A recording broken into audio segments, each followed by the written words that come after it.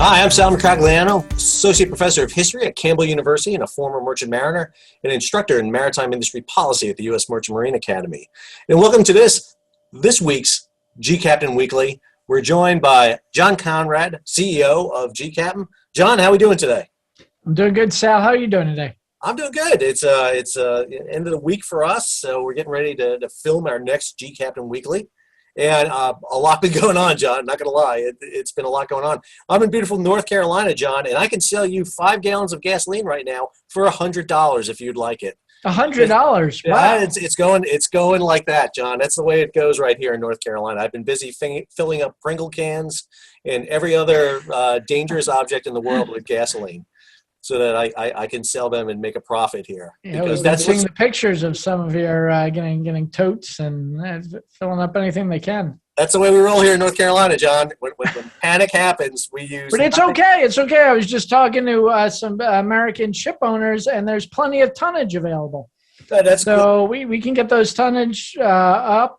We got ships that are laid up. Take a few days to get ready, and we got a lot of barges. I mean, Bouchard was one of the biggest product tanker companies, right? Barge companies, tugging, and they went bankrupt, and their barges are sitting there. So we got a lot of room to store this gasoline and bring it up for you. But it's strange you say that, John, because right here we're starting right off with this story here that New York needs tankers ASAP after a pipeline cyber attack. Now at this point, are you going to get me upset again? Am I going to have to cry again? And, no, I'm going to get you pumped up here, but I do have to say, this pipeline attack took place on Friday last week.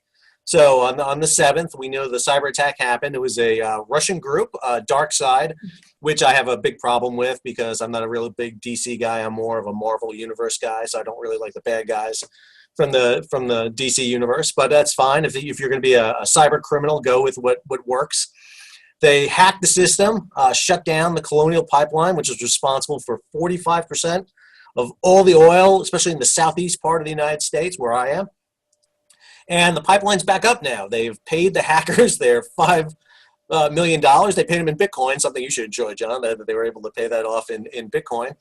And now the pipeline is back up and running. But as we've seen here through a progression of stories here, including a dazzling op-ed here by someone who wrote this big question about whether to waive or not to waive, we've seen this issue come up with the stories about the mothball tankers being broken out, the issue about the maritime unions and their perspective on a waiving of the Jones Act.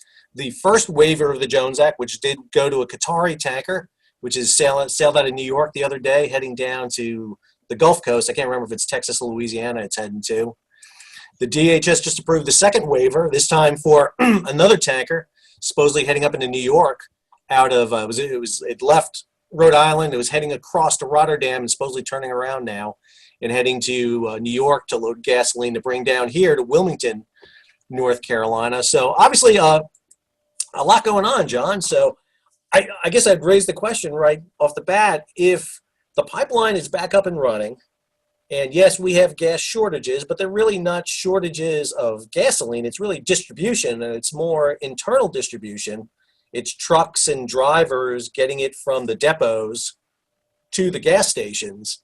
Then why are we chartering foreign flag vessels to come into the United States to deliver fuel from U.S. ports in violation of the Jones Act when there are American tankers and tugs and barges, as you mentioned, available? I hate to say this, but our sources, we did a lot of work, and I want to say on the outset, I don't normally do Jones Act stories myself. I usually pass those off to people like this guy, Dr. Mercogliano, because it's the third rail of publication. You have people who say you weren't strong enough defense. You're usually Americans, and then the Europeans absolutely hate the Jones Act. But the truth is, we've done a lot of investigating, a lot of reporting. There's been some false information out there. There's been some really quick reversals. The White House came out and said, "Oh, the unions support this waiver of the Jones Act." So I immediately called up one of the union presidents and got some. We posted it, and suddenly the White House statement has changed, and That's amazing, John, that the White House would change a statement like that and link to it, and then all of a sudden they change it. That's nice. It's good. It's good they can do that. But more troubling is we found out that and this is the bad news. There's virtually no one in the Biden administration, or very few, who really care about ships in general, particularly American ships, or have the real expertise. So, I mean, we in the Trump administration, we had a number of ship owners as in the secretarial spot. You have Wilbur Ross, former ship owner, Secretary of Commerce. You got Chow in Department of Transportation. Her dad is one of the most successful ship owners. And then you had Peter Navarro inside the White House. You had, but most importantly, the economic advisors in the White House. There was an actual maritime desk. And then you had Admiral Busby at MARAD, two-star Navy admiral who was really competent and understood this, graduate of United States Merchant Marine Academy. That's all disappeared. We've months into the Biden administration. We have no one permanently in charge of MARAD. We kind of have a congressional staffer doing a temporary job. And I'm told my friends in Commerce and in the White House and in DOT that basically those extra offices, extra desks, or even ones like this economic advisor maritime desk in the White House was closed. Everything was taken out and shipped to the National Archives. And I do have a friend at the White House, and he's pretty much sick of taking my calls now, because I always ask him the same question. What is Biden's policy? When are we going to get a maritime administrator? What is Biden's policy toward shipping? And it's just, I keep being told it's not a priority. Now, I can't write about all this because a lot of it's, I can't get this confirmed. We don't have big journalists to be able to confirm all these stories, but I think it's safe to say that shipping, not just American shipping, but particularly American shipping, is very low in the Biden administration list of priorities, and very low in the priorities of those who do have significant influence in the Biden administration, such as, I don't know, the wealthiest ship owner in the world, which is the U.S. Navy. Well, let's take a step back for a second, because I think you hit on a couple of points I really want to kind of build on. So when the pipeline went down on Friday, immediately what gets me about this is a couple of things. Number one, right off the bat, if that pipeline goes down, you're going to have shortages or perceived shortages. I think that's the most important thing. First off, there's no shortages. I mean, the storage tanks were full. There were 21 days worth of fuel standing by. The pipeline doesn't, come out like a spigot and you fill up your truck from the pipeline. It has an inland distribution system. There are tank farms everywhere. So there was no unified statement, I thought, missing, first off, that there's no need for alarm. I think that was missing right off the bat, because even now, again, the pipeline is wide open, and I came into work today and I passed gas station after gas station that's either empty or the lines are through down the roads. And it's crazy because, again, there's no shortage. There's no shortage of gasoline right now. But then, the issue with the waiver of the Jones Act, listen, I've defended the Jones Act, and I come out on a national security element, and I defend it all the time. But I also said in that op-ed I wrote that if there's a need, if there is not a suitable American ships available, then of course, go get other ships. And, I talked to owners of, foreign flag vessels, said, listen, we can charter ships for you today. We can get you vessels on berth almost immediately, for a set rate, and we can do it, which was great. I mean, that's exactly what you wanted. My issue right now is, I got a couple of issues. Number one is how did MARAD not know what is available and what isn't available immediately? I mean, again, it's 180 vessels in the deep draft U.S. fleet. There are 57 tankers. I have no idea where it is. They have to go out and do this survey. They got to call all the ship owners. Yeah, then there's this game like Valero says, we don't know how to contact these ship owners. We don't know what's available. Meanwhile, Valero's talking to every ship owner I'm talking to is like, Valero's got our number. We've been in talks. So Valero's playing dumb here. And they're playing dumb. And again, Marad, and how do they not track it? You're right. You could get a pro subscription or marine traffic, and they will. Dill is a good friend. He's the North America rep for marine traffic. He will go in and he'll sort all these by flag, by Zorda type, and then it'll pop up and it'll give you 15 minutes, you John. can Excel it to export it to Excel spreadsheet. I mean, whatever you want, they'll do for I did it in 15 minutes, John. I went to marine traffic. I don't have a big account. I went on marine traffic, pulled 57 vessels, and I knew where they were. And I knew right off the bat, okay, these guys are laid up. This is what's available. These guys are moving cargo. I know the specifics, but still, and seriously, it's how many phone calls do you have to make? There's not that many operators. Call Crowley, call OSG, call the major players. It's like, hey, what do you got available? What can you do? And so I thought that was. And then what about ISM? You go back to I'm a ship captain by trade. What do you need for every plausible emergency? You need a contingency plan. Right. You don't wait until you have a laundry fire on ship to figure out what you do in a laundry fire. You would That's think what happened here. that there's a contingency plan somewhere in the government saying, if the pipeline goes down, here are the ship owners we call. But that does not exist, we found out this week. No, it doesn't exist. But again, it goes back to the issue, too, that, okay, it's still not a big issue because you know what? The Kinder Morgan, the plantation pipeline is up and running. I mean, so we still have fuel moving. We've got 900 empty railway cars that can hold 33,000 gallons apiece sitting on sidelines around the United States. All it needed was really a lot of attention and talking about it, and that didn't happen.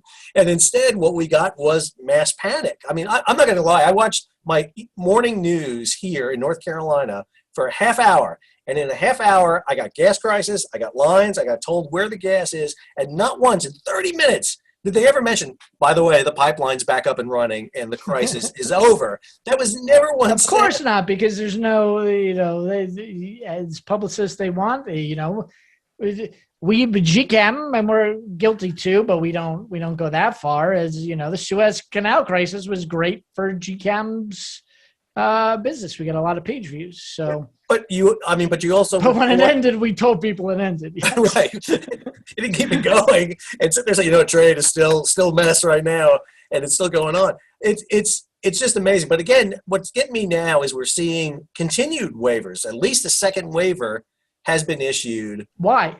I don't know. You're the Jones. If there's one Jones Act expert in the country, it is Sal Mercogliano. And when Sal says that he defends the Jones Act all the time, it's literally all the time. There's constant statements, a stream of statements from various foreign ship owners and such, and led by our friend Colin Grabo at the Cato Institute. And every time Colin posts, Sal is there defending the Jones Act. Well, why he does not have a job at Marad or in the Biden administration helping out with this? They can't afford me. I don't know. Too expensive. I'm much too expensive. Then I said last episode, sometimes I call him the Rain Man of ships because he knows where every ship is, what its capabilities are. But now apparently you just go on marine traffic. So that's what that's how it works. I mean, seriously, if they needed that snapshot, they could have called me Marad. I'm happy to help. I'm happy to help all the time. But it's just, again, we're in a situation where there's a lot of questions I think that need to be asked at this moment. Again, one of the things that's going on right now is, there's no Jones Act vessels available. It's like, well, number one, as well as I do, Jones Act vessels are engaged in trade. They're busy hauling loads. I mean, they're, the ones that aren't down because of the downturn of the market are actively engaged. And this is what we're hearing from all the operators, the unions, the advocacy groups, is we got ships running right now that we can divert to the East Coast of the United States if needed. And I still don't understand what the solution is when you send a ship to the East Coast of the United States, by the way, because you still have the same exact problem of distribution in the inland. Except now, instead of going to a depot in Greensboro, North Carolina, now you go to Wilmington to go get it. You still got to get the fuel off the boat. And, how does that provide you the solution that you need at this time? And that's what's missing. Well, I liked, and then they waived the sleep hours for the truckers. That's great. They have the same thing as STCW. You can only work 12 hours because you'll get too tired and you might fall asleep. So now they've waived that, so truckers can drive hazardous material, tankers full of gas, which we could put on trains.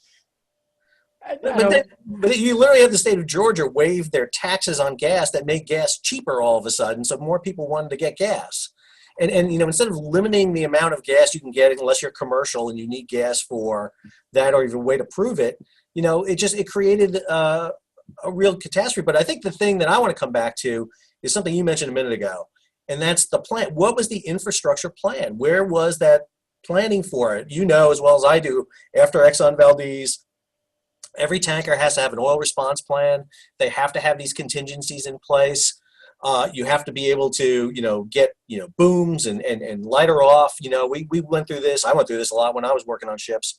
How to be able to put that together. What was the contingency plan for a pipeline going out? They can't tell me they never thought about this happening. I mean, the pipeline has gone out.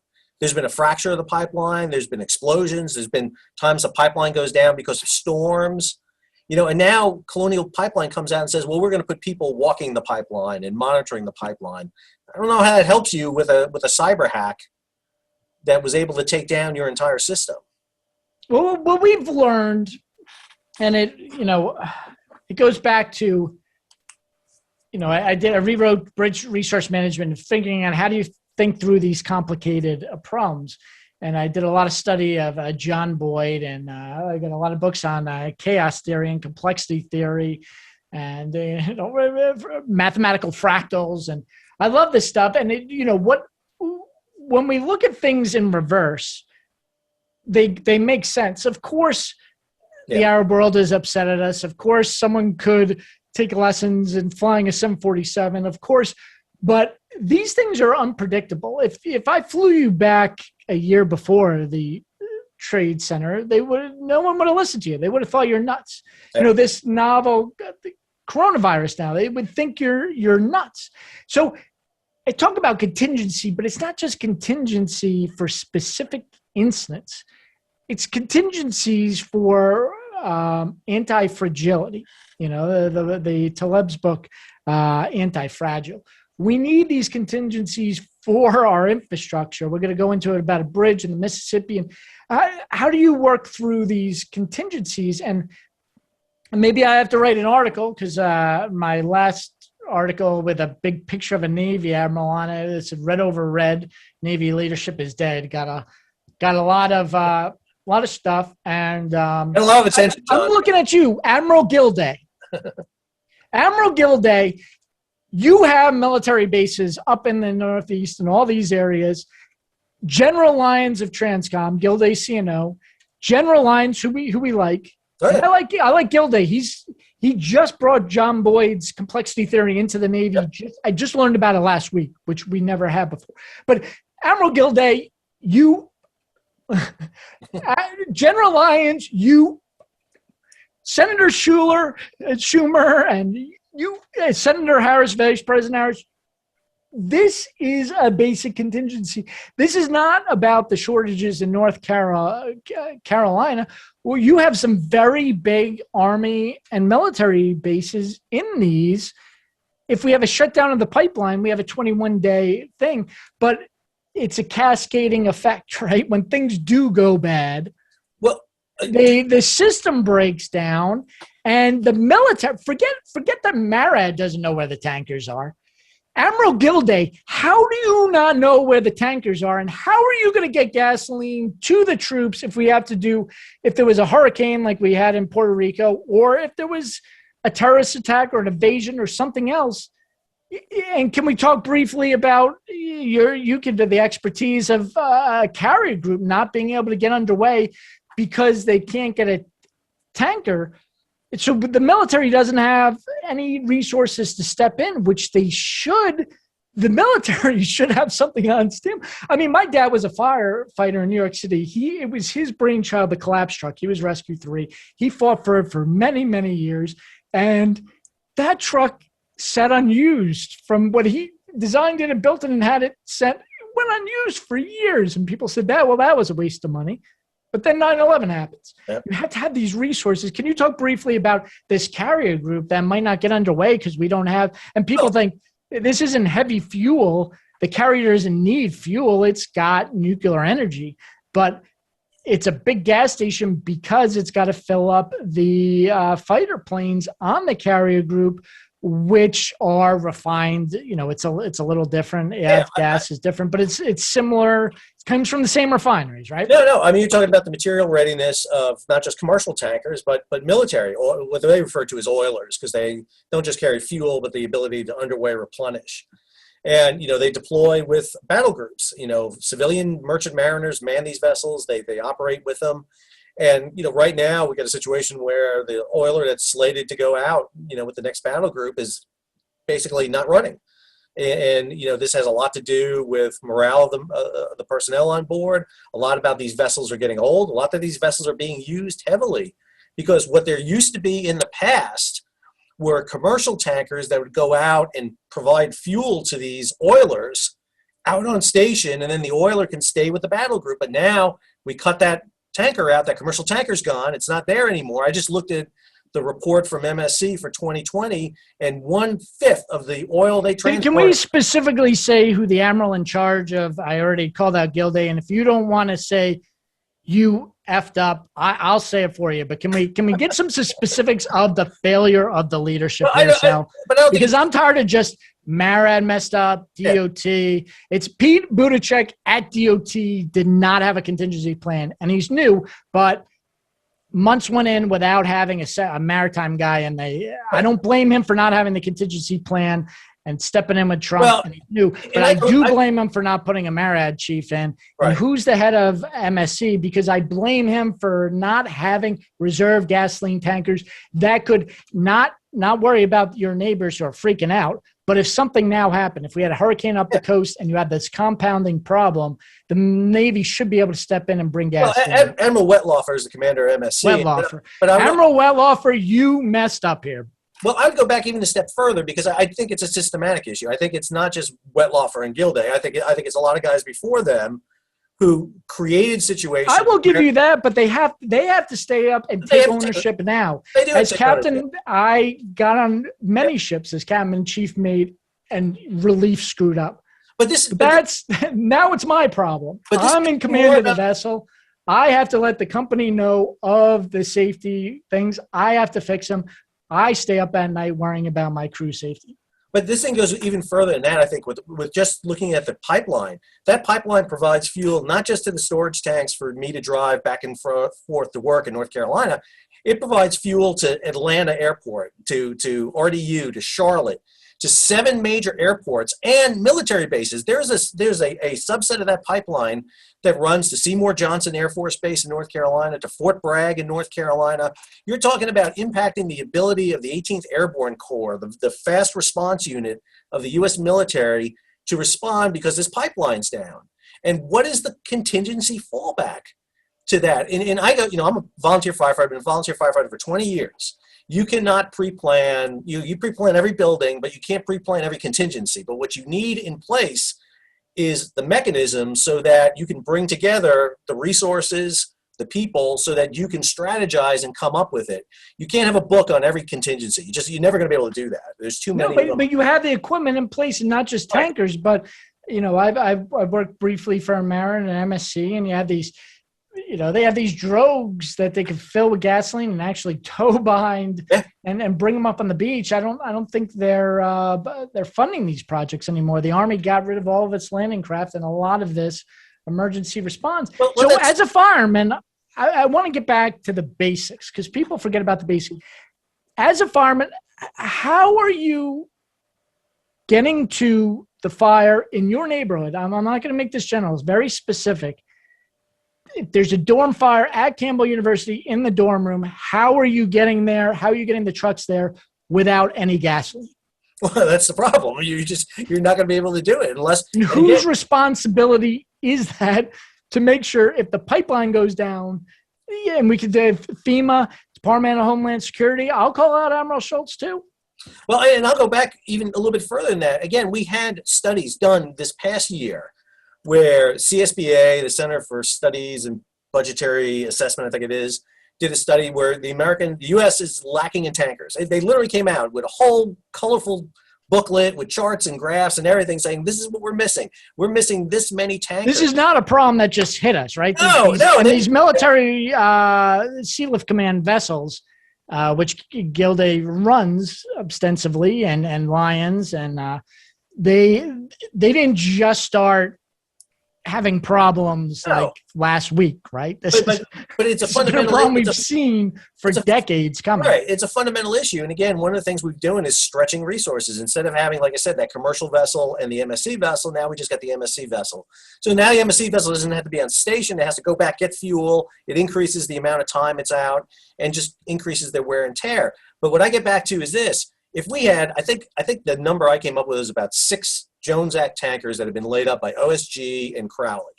Basically, the market came down. You can't find use for them out in the open market. And this happens with foreign tankers too. When the market goes soft, we just put the ship on a hook, tie it up to a berth somewhere, and decrew it, and then we'll crew it back up as we need it. The tanker market, as we both know, is up and down. It's never flat. And so they laid up 6 tankers. But why is it the military, which keeps ships? And I think the Coast Guard just, arrested last year the entire Bouchard fleet, right? The entire Bouchard fleet's been laid up. But why not take those 6 tankers and put them into a kind of reduced operating status under a government contract so they could be ready within 5 days? We do that with container ships and roll-on, roll-off ships. There's one tanker in the entire reserve fleet. It was built in 1963. And that's the only tanker. And yet you have these 6 tankers that OSG and Crowley laid up, should have gone into a reserve status 5 days, Friday. But who is responsible? Is it MSC and then Gilday, or is it Transcom, which is Lions, and Vice Admiral Mewborn, who was the former head of MSC? Right. Like, who should be calling Sal to come up with this contingency plan? Well, if you could get one person to say, I messed up, Sal, can you help me fix this? Well, who would you like to call? Well, I think MARAD, number one, should be the point on this. But there's no one in charge of MARAD. Well, but it's not just that too. I know a lot of buddies in MARAD, I gotta say, and I like everybody who's there. But it's a government structure and it's very siloed. Well, they're working under budget and they keep getting not only budgetary cuts, but they get extra projects, like I think the nuclear ship Savannah decommissioning is one of their biggest line item. Yep. But also their political influence keeps getting cut, getting pulled out of the powerful Department of Commerce, being put in DOT. So yeah, we love a lot of the people at MARAD too, but they need the funding. It's the same with the Coast Guard. I got it now. Schultz's you can't wait just last week. You can't wait until Thursday after an event that took place last Friday to send a market survey out saying, okay, we need fuel from Texas and we need to get it to New York. Say this carrier has to go out next week and this MSC ship sinks. And it's the last one available. The other one's in horrible state. It just may be unavailable, period. We are American mariners. We can get things done. We can fix things. We can install things. We have ingenuity and might, and we've proved time and time again in different scenarios, but you need the base equipment. Shouldn't the Navy have the list of the Crowley and OSG tankers that are available? If they can pull to get a carrier group, how are they going to get a carrier group? But I don't understand, John. I'll even go further with that. The MSC had to swing an oiler from the east coast of the United States to the west coast through the Panama Canal because they had no tankers on the west coast. There was none. There was none available. They were in yards or just completely unavailable. They had to swing I think it was the Lenthal through the Suez Canal, through the Panama Canal. Excuse me, I got Suez on my mind. Panama Canal, operate there. And there had been a program, believe it or not, back in the 90s, there was a program where on commercial oilers, they would put underway replenishment rigs, 1 or 2 of them. They were portable. You can stick them up on there. You can provide, enough fuel just, to get by. It's not a full-fledged oiler. It's not flying you 5 rigs. But, it's enough for right now to get by. But we cut that program. It's enough to get the carrier out. Right? It's enough to get them out. It's enough to provide the core back in the United States so that the oilers, which you want on the forward line, are out there, forward deployed, and we can cover things back here. Again, why not grab one of those tankers that are sitting there laid up, put this MFDS system, which is called this mobile fuel delivery system, on board and run it up and down the east and west coast for a little bit. And, it gets some pressure off your military oilers. But again, and then by the way, you have a backup when the pipeline goes down. And now all of a sudden you can, take 3 or 4 of these, fill them up with gasoline, aviation gas, whatever you need, station them along the East Coast, and boom, you can tap into them. But again, it misses the fundamental issue. You know who we got to get involved in this? We got to call Elon Musk, because, this sounds crazy, but it's how my brain works. And if we have a shutdown of a coordinated, this was a ransomware. The guys even apologized, saying we weren't trying to do a shutdown. So we know if it was a coordinated attack, it would be worse. What is the military going to do? How's the general going to get around the country? I think they're going to requisition Teslas. They're going to confiscate every Tesla in the country. And, I'm not buying. You want to buy a Tesla, and the military is going to have to steal them because everybody I know who's driving an electric car right now is waving past everyone at the gas station. They're just having a good old day. And I think it's funny now, but wait till the emergency when the government says that car is mine now. So, oh yeah. But I do find you should get Elon to say, do you want your cars confiscated when this happens, or you want to do a little tweak? Because we know his tweets can move the markets, right? Or his appearance on SNL. So either one. But I think you make a point there. Granted, this cyber attack were very friendly. They were very. I'm so sorry. I didn't mean to cause an inconvenience by shutting down your pipeline. But I think it demonstrates something else, how vulnerable we are to these other attacks. We saw Maersk Lines in 2016, 2017 get hit by the NotPetya virus. And the only reason Maersk was saved from that was because of one computer that was offline, turned off in Lagos, that happened to have done a dump of all the past records. And it wasn't infected. That's the only reason. They didn't have a backup. Luck. It was pure luck. It was pure luck for one of the largest container liner in the country, in the world, not country, in the world, not to go down. We're friends, Moran, the biggest ship agency in the country. They have Moran Cyber, good friends with Cynthia Hudson Analytics. They do a lot of this cyber hardening, and they're getting a lot of pipelines and stuff, some terminals, and even fewer ships. So we know the ships aren't getting this hacking things that they should be, and you're right. Merck showed us this was a possibility. Right. Well, I'll go back to something else too. We're seeing these attacks and damages to our infrastructure. Go back to the winter when Texas had the winter storms and the power grid went down. We just saw this story come out here on the I-40 bridge going over the Mississippi River. Here's a bridge 50 years old. It's a fine bridge. It works great. But you know what? Over time, metal's going to fatigue. It's going to eventually break. And what we see here is one bridge, fortunately, is a backup in Memphis, the I-55, I think, bridge that can do it. But this bridge still handles 50,000 cars and trucks a day. And not to mention the fact that it just reopened barge traffic on the Mississippi. But if that bridge had come down and closed the Mississippi, fortunately, corn has been harvested and it's just soybeans coming down now. But if this hit at the wrong time of the year, that is catastrophic in terms of what that's going to do to the marketplace. We already saw oil futures and oil prices jump all over the place. What does this do if we shut down that? And it goes back to the thing that you've talked about in the past, is how much money are we spending on infrastructure? Not just building new things, but taking care of the things we have, because those are never pretty projects, because you don't get to cut a ribbon on that. You don't get to build a new bridge. Fixing the old bridge is a pain because it's just money and you can't have a big celebration for that.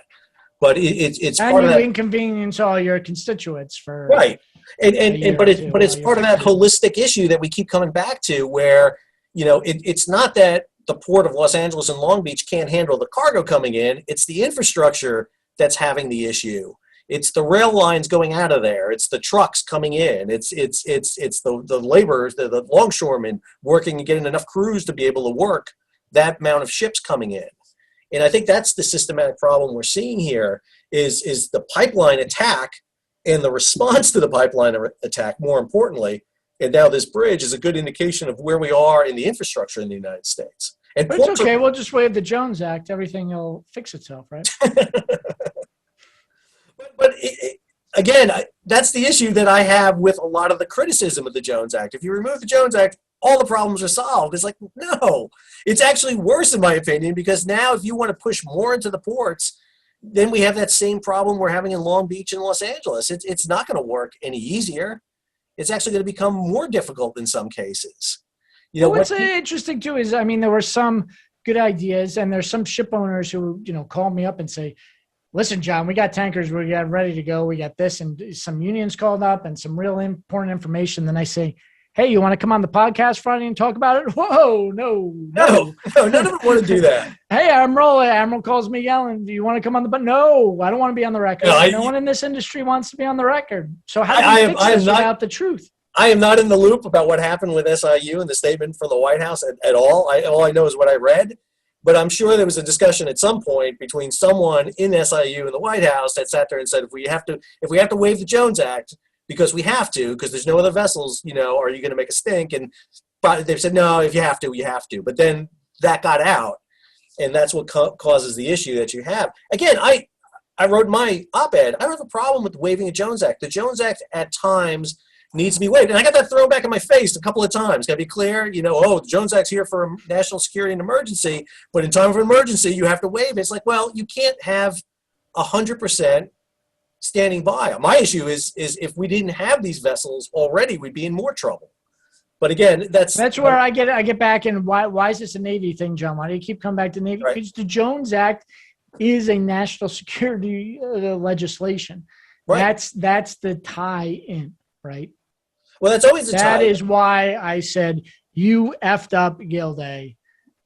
Well, if we're Mexico, we don't need, a domestic merchant marine. We don't, because we can rely on foreign, because again, we don't have a global posture like the United States. The fact that and you could debate whether it's good or not to have military forces in 150 countries, and 23% of the GDP of the world, but we do. And that means that you have to have reliance on an infrastructure and the ability at least to resource some of it from the United States. Allies.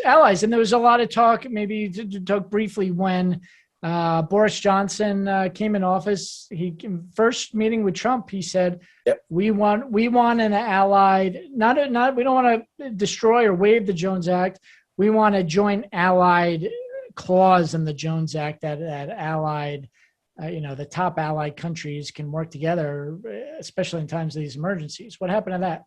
Well, I mean, he wanted to get the Brits, waved into it, get them under it, which I always think is very ironic, because literally the reason for the Jones Act was because the British Merchant Marine deserted. I know, and they get so angry. At the London Shipping Week, I never got so many. I was asking the head of maritime, Marit at the time, who gave a thing a question. I just got these laser stares, like, how could you? I'm like, we created it for you. It's literally the reason we did it, because you abandoned us in 1914 and took off and left our goods piled up on the docks there. Well, again, then the Brits have the same problem too. The British Merchant Marine isn't the British Merchant Marine. I mean, if you look at, it's British flagged and it's British owned, but it's Merchant crewed, Navy. So right. Well, the Merchant Navy too, it's crewed by non-British. If you remember the Stena tanker that got grabbed by the Iranians, none of them were Brits on board.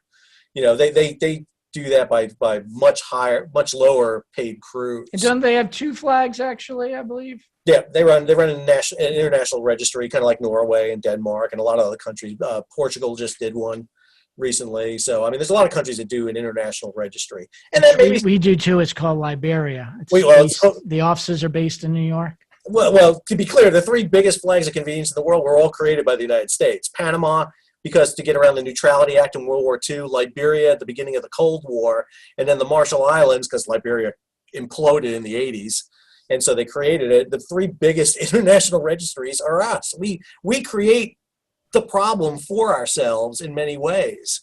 And then we wonder why it happens. So anyway, let's talk about, again, I think the infrastructure issue is going to be so essential. And again, it's a national security. I was really shocked when I saw the Biden administration come out and talk about whether or not the company should have paid the ransom. Well, that's a private issue, and it's really not. I mean, it's a utility, if you consider the Colonial Pipeline a private company, that's fine, but it's providing a service that's essential for the national security of the United States, much like the Merchant Marine in some ways. And if the core safety, not just the safety and security, because you can't get to a fire on a fire truck without gas. No, I mean, you can't. But again, one of the things we're seeing right now, Diesel. I guess most of your trucks are diesel. but one of the things we're seeing right now is a very interesting scenario where you had the Biden administration came in very strongly. We protect the Jones Act. They had a statement. They specifically cited the Jones Act. And Secretary Buttigieg had testimony, and he went on. You can watch it. It's on YouTube. Strong defense of the Jones Act in his testimony. Right, and then now you see this where the Senate unanimously waived the Passenger Vessel Service Act so that they can basically get cruise liners. What is the Passenger Vessel Service Act? It's like the Jones Act for cruise ships. Is that basically it's what it is? It's 1886. I mean, that's a time when the United States was passing a whole series of laws that were meant to basically reform and kind of ensure transportation. This is when you get the Interstate Commerce Act. A few decades later, you get the Pure Food and Drug Act. So there's a lot of regulations that were being done to ensure that key components of the United States was regulated. And one of them was the Passenger Vessel Service Act, largely because ships were catching fire and burning up. And so they wanted to make sure that safe vessels were operating within U.S. waters. And basically what this says is, and what the provision they're hitting on, is the fact that if you're going to load passengers in a U.S. port, you have to basically return them back to that port. And if you stop at other ports along the way, you can't just do all American ports. You have to have at least one foreign port in there. That's why you can get on a vessel in Miami, get back off in Miami after going to, Dominican Republic, the Cayman Islands, and even Key West. They always stop at least once. Right. The West Coast, they'll go to Mexico or Canada. Right. That's why the Love Boat always went down to Mexico. East Coast, they will go to the Bahamas if they're south, or possibly Bermuda if they're up north. Right. And this is why they're waiving this, because now Canada has basically said you can't bring these vessels into Canadian waters at all. They don't want any visitors. And so this was going to shut down the Alaskan tourism trade. Now, I have a lot of sympathy for the Alaskan tourism trade. I really do. They're suffering, but so is every other tourism trade around the planet. But when I have a lot of sympathy for Canadians. My brother-in-law is Canadian, and they're having real trouble getting vaccines right now. Right. And so when Senator Mike Lee gets up on the floor of the Senate and sits there and highlights this act and sits there and says, this is hurting Alaskans, I got to question it, because I think it's hurting more Royal Caribbean. It's hurting Carnival. It's hurting Norwegian. And again, they're all within 20 miles of each other in Doral, South Florida. But their headquarters may be there, but they're incorporated over in Panama, Liberia, and the Bahamas. They're not paying any American taxes. And this is a real benefit for them. But again, it's the cruise industry. And if we're going to go ahead and allow the cruise industry to do this, it's a temporary waiver. I think that's great. I would have put a provision in this that sat there and said, you know what, that's fine, but how about those crews on those vessels, at least in the deck and the engine side, hire some Americans at American wages, if you want to do that. If you're losing so much money, then how about giving some American mariners the opportunity to work there? That's my opinion. Yeah, or even if they can't, you want to pay a special tax. That's another issue. We always talk about the harbor service tax that everyone has to pay. Some Americans get some waiver, but every ship coming into every port has to pay this waiver tax. It just goes into the treasury. It's like, okay, if they don't want American sailors and they don't want to mandate it, well, they should be, and my thing is education. That's what should be funding the state and federal maritime academies. Oh, I think so. I think it's really important to do that, and not just funding the state and federal maritime academies, but again, outreach programs to educate people on the maritime industry and what it entails and what it involves, so that they're not lost. Again, I think one of the things that I found very interesting is the response by American tanker companies, by the unions, by the advocacy groups. They're very leery about coming out and making statements during the pipeline shutdown because they don't want to be connected to it. And so I know. Why am I the only one willing to make a statement? It's the same reason people yell at me. I'm just trying to get the truth out there, right? And that's what gets me about it, is they're so worried. They're so worried about touching that third rail of everything that they're just always defensive all the time. But we're Rocky Balboa. We're down on the ropes, right? Where it's the last round. Like, what do we have to lose? Like, you name some names, you get some people mad. What are they going to take away from us? We don't have any merchant ships. What ships that we have are the bare minimum we need to get things like carrier groups off and running. Like, what more could they take from us, Sal? Why not rustle some feathers? Why not shake things up? What is the Senate going to take from us? What is Biden going to take from us? I don't know. I'm at a loss sometimes to understand why they fight the fights that they choose to fight and back away from the fights they don't want to fight. I don't quite understand that in many ways. So I want to end on this last story because this is my story. This is the story that I enjoy the most, and this is my favorite vessel of all time, the Ever Given, still sitting in the Suez, still sitting in not blocking it, not blocking it. Let's not get the hype going here. The traffic's open in the Suez, everything's flowing. Don't run to your stores to buy stuff now. But it's sitting in the Great Bitter Lake. The Egyptians, I think magnanimously, John, this is how much I enjoy the Egyptians, came down on their demand from 916 million down to 600 million. I think that's fantastic of them. But what I found really interesting is that President Sisi announced an expansion of the canal. They want to expand the lower canal. They want to widen it by about 130 feet. They want to dredge down another 6 feet from 66 down to 72 feet. I think that's a big advantage. I think it's a big improvement. I think the canal right now is a bit too narrow. I think it's very tight and constrained for these ultra large container ships. But I guess my question to you, John, and going back to this is that going to fix the problem? Because in my opinion, unless you sit there and say, oh, by the way, the other sub caveat to this is you can't build ships any bigger than what you have right now, it doesn't fix the problem. They're just going to make bigger ships, in my opinion.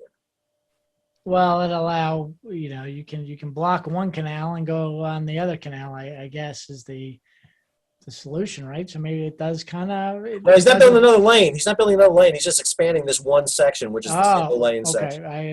I'm not fully appraised on this. So he just wants to build. He just wants to widen the. I missed your podcast. Everyone go to Sal Mercogliano's page and watch what's the latest everyday updates on the Suez. With 7,000 followers now. Congratulations. So thank you. I appreciate that. But I think it's an interesting thing because it's a chicken and the egg argument, isn't it? I mean, if you build the canal larger, will the larger ships come? I mean, they literally widened the canal last time to accommodate these vessels. And then now they're accommodating them again, but are they going to go bigger?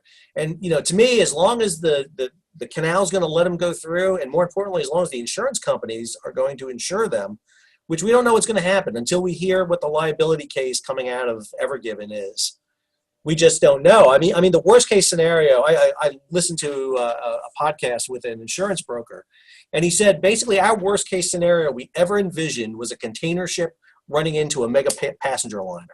And he said that was our worst case scenario we could ever envision. In the Suez Canal. Down the Suez. He said, I would say, he goes, and we figured out what the claims could potentially be, and we came up with a max. And we said, okay, that's our worst case scenario. He said, this is worse. He goes, this could be conceivably so much worse because of that's what I say. Hindsight is, that saying hindsight is 2020 is total BS. It's not. What is going to happen next year? If I was to tell you right now, if I could see in the future, you wouldn't believe me. The world is getting so much more complex and chaotic that things are breaking down in ways that we can't even. It's a failure of imagination at points, right? No, it goes back to what you said. There was a when you were talking about Boyd and everything. There was a historian by the name of Roberta Wallstetter wrote a book on Pearl Harbor, the attack on Pearl Harbor, and she said, after the fact, it's easy to look at Pearl Harbor. It's easy to go back and look at the facts and see all the evidence and sit there and say, you should have seen Pearl Harbor coming. And she said, it's impossible to do that. She goes, it's noise. You can't see it through the noise. And that's what we have now. There's so much noise. Even after you take the Casco Sound, ran into the San Francisco Bay Bridge, they said he had, there were electronics problems. He had medication. They had all this. And they forgot to ask the obvious question. Well, there's a fully licensed tugboat captain tied up to the right. Why didn't he say we're going into the bridge, Cap? Right. Some things that are very big and huge don't even make it in the reports. No, and that's the thing that we're dealing with is again, I go back to the basics at times. We're missing the basics. And they say now the lesson is, well, we gotta, and I'm sure the Navy. What's the newest building at the Naval Academy? It's the Cybersecurity building. Right. why is Gilday the CNO of the Navy right now? And he's a ship driver, by the way, which is very unusual. We usually get aviators or submariners, because he was the head of the Cybersecurity Command. So the military knows that this is a problem. They're investing tons of money, but that's going to be, I guarantee, next month in the Senate, all these admirals and generals are going to say, we got to spend more on cybersecurity. We need bigger computers faster. But that is not addressing the infrastructure and fundamental problems of, because right now how they're getting this pipeline working is not going in a bunch of anti-hackers on keyboards. The guys are going out and they're pulling hard drives, they're putting new hard drives in, they're opening and closing valves manually. The robustness is a very much manual job, and the military, they like those big budget items. Let's put a cybersecurity in Annapolis, but that's not really the solution to these problems, right? I mean, does anyone think a bigger, better computer system would have stopped the coronavirus? It was masks that stopped, and the vaccines and staying in your house. Very simple things stop these problems in the future. But we look at these billion-dollar budget requests instead of, hey, maybe we just need a list of the U.S. flagships, and maybe when they lay up, we pay them some money to do some military cargo so that they're available. Yeah, I mean, even if you're paying them, with a minimal crew in a layup status, they're available. And again, it costs you money. It's going to be a ticket item you're going to have to pay. But again, in the end, when you need them, that's the time you need them. Again, fire departments are really expensive. It's really expensive to have those big fire trucks. It's really expensive to pay firefighters. But when you need them, you don't have time to put together a fire truck. You don't have time to train people. My dad was a fireman. You guys sit around the firehouse doing nothing. We do nothing all the time. We do nothing. Cooking. Right? We eat and cook. We got to bring your helmet. I was making fun of Sal's helmet because it didn't. I see my dad's helmet. Hey, right hang on. Smoke. Make fun of me about this. I got one of my old ones here. All right, I got one of my old ones here, which is a little bit more. Look how shiny that is. Oh, this is a Bronx fire helmet. Come on. Right? Rescue 3 of the Bronx. It still smells like smoke. Well, listen, that's back in the day when those guys would want to char those and wear them like that forever. That's not providing any protection. We make our guys clean their helmets after a fire. So you don't look like that. I made sure to have my helmet here for you today. I keep it in my office. That's one of my old ones. So there you go. See, now if there's a fire in campus like there was last year, you can go in. You got the PD. That's all we're saying. Hopefully we don't have that fire again. It's in the new building, so hopefully that doesn't happen. Well, John, I think we covered a well-rounded spectrum of topics today. I'm not sure if we're going to be invited to anything anytime soon by anybody. I'm not sure. I think we burned a lot of bridges today and everything, except for the bridge. I'm sure a few admirals or admirals' aides will be calling me to get angry, but. Well, my response back to that too is what is the contingency plan for the military for those bases when the Colonial Pipeline goes down? And my other issue is what's the contingency for fixing the oiler that's basically broken for them when they don't have another one to go? And what's again, the name if they want to argue with broken? What's that? What's the name of the oiler that's broken? The deal. The Walter S. Deal. The deal. And if they want to argue with me about that, then show me the casualty reports and show me that she wasn't broken. Admiral Gilday, give me a call. I want to know what's up with the deal and what our contingency plan is. What's the deal with the deal? What's the deal with the deal? I want to know, Admiral. And I'm not totally mad. Like I said, he mentioned my hero, John Boyd. So there could be progress here. And again, this is not. I never get set out to bash MSC or the Navy at all. I owe that entity where I am today in many ways. I write about them. I do their history all the time. Your whole family, literally. Literally, I met my wife. So I met her on an MSC ship. So I can't complain about that. But my argument here is we're not taking the information, the advice from the deck plates, especially, and using it in the right way. And this is going to cause a potential problem in the future. I understand when Cato and every other entity comes out against the Jones Act and talk about high cost. I understand that. I really do. And they have some other good points. So don't jump on me being the anti-Jones Act. Again, I'm not touching that third rail, but I don't think anyone says that there shouldn't be some changes. Now No. I'm gonna get in trouble. Well, I listen. Reform is necessary. The Jones Act, when it was created in The 1920. problem is when we reform things in this world, we tend to scrap them and then never replace them on anything Well, good. I think that's the worry. That's the problem I have with it too. Is they tend to throw the baby out with the bathwater, so to speak. When they created that act back in 1920, the U.S. bill, the coastal thing, was one element. It's one section out of 33. There was a lot of other things that were in there that were really important. Mariners' rights is in there. It's still in there. So the right to sue, the right to protection is in there. There was arguments about creating an international fleet, making sure we had ships on the high seas and international trade. That was in there. There was a lot of entities in there. And so that's my problem with it. It's too easy to focus on one thing. And I'm a historian. One thing doesn't cause history. It's a multitude of things. And if you sit there and tell me this is the one thing that's causing the problems, the failure of the merchant marine, I got to sit there and say, no, it's not. There's other issues that have culminated in where we're at today. I'm going to take that one step further because we have the answer that Bridge Resource Management said it's not one thing, it's the error chain. It's a chain of things. Right. Break one thing out of the error chain, the whole incident happens, but that's been proven wrong too. Even the Swiss cheese model has been proven wrong. If you have a poorly designed ship owned by a company that doesn't invest it, with guys who haven't been trained, and you have sailing frequently in hazardous cargo, if you have all these things, yes, taking one thing out will prevent that incident, but you're just delaying it, right? That's what the Navy's doing.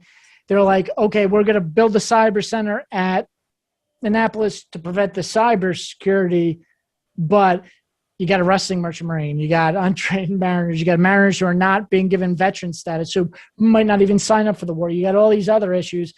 Fixing that cybersecurity, putting billions into that or the Zumwalt is a flawed theory. That error chain is flawed. If you're just delaying the inevitable. I had a rules of the road professor who told me one time that the way you avoid a collision is not being in the same spot with another vessel at an exact moment. And he said if you just figure out where that spot is and you avoid it at that moment, you avoid the collision. And Easy. It was easy, but then all of a sudden we did that one time, and one of the students did it. He goes, and what he wound up doing was running into another ship. He goes, I avoided that collision, but what about that collision? He goes, well, you got to avoid that spot now. So, it's always, like you said, it's not the one issue. It's those, even if you fix the one chain, the one link, it could be another one. You avoid this one, but now all of a sudden you've got this problem. My favorite captain said, call me in time to witness the destruction of my career. Right? just call me in time so I can witness the taking away of my license. So I'm sorry, Admiral Gilday. That's what I was taught to do. That's what I'm doing. I'm calling you. I'm calling Admiral Schultz, General Lyons. This is the junior most mate on watch saying, we got a problem here, Admiral. see, the problem with that, John, is I had a captain who was the exact opposite, who told me if you're going to screw up and there's going to be a problem, I don't want to be running up on the bridge when it happens. I'd rather be in my room and come up after you screwed up so I can deny everything that you did. All right. Well, I think on that high note, I think we understand why you and I aren't sailing anymore. So I think that's pretty ironically clear. That was the bad captain always said to me, if you need me, I don't need you. All right. Well, this is another episode of gCaptain Weekly. Again, if you enjoyed this, and I can't imagine you didn't enjoy this, I mean, how could you not enjoy this discussion? Feel free. Please subscribe. Go ahead, hit the bell so you'll be alerted about new videos when they come out. Give it a thumbs up so we can share more of gCaptain Weekly with the masses out there who are missing out on this. Be sure to share it. Get it out to people. Let them know this is what we do. This is what we talk about. What's going on in the maritime world weekly. I'm Sal Mercogliano. That's John Konrad. And we'll be back next week with another episode of gCaptain Weekly.